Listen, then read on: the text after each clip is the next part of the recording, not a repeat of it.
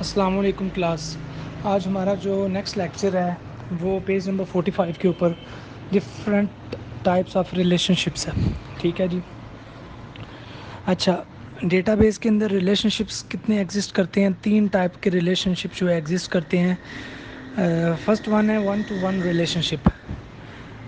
This type of relationship is used when for each instance in first entity class there is only one instance in the second entity class, and for each instance in second entity class there is only one instance in the first entity class। इसका मतलब ये है कि जो first entity है उसका second entity के साथ और सेकंड एंटिटी है उसका फर्स्ट एंटिटी के साथ एक ही रिलेशन हो, बस one and only one relation हो।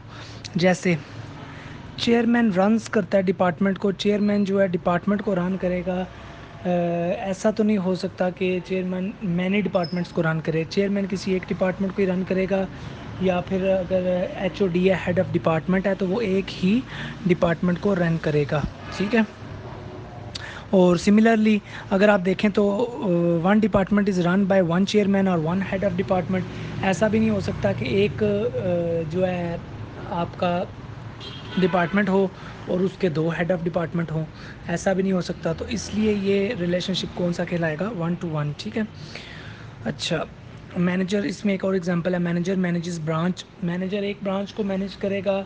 मैनेजर, एक जो ब्रांच मैनेजर होगा वो कई ब्रांचेस को मैनेज नहीं कर सकता, और एक ब्रांच एक ही मैनेजर के थ्रू मैनेज होगी। ठीक है जी। उसके बाद आ जाता है वन टू मैनी रिलेशनशिप।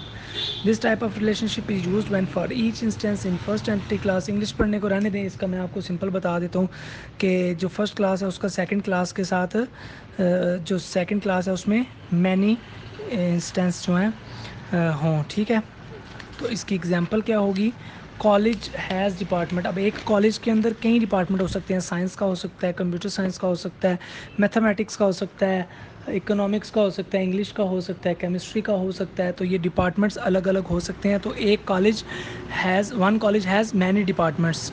ठीक है। और one employer has many employees, यानी कि एक जो कंपनी है उसके पास कई एम्प्लॉयज़ हो सकते हैं, और एक कॉलेज के कई डिपार्टमेंट्स हो सकते हैं, लेकिन एक डिपार्टमेंट के कई कॉलेज नहीं हो सकते। One department is part of only one college. ठीक है जी। तो इसलिए ये वन टू मैनी है।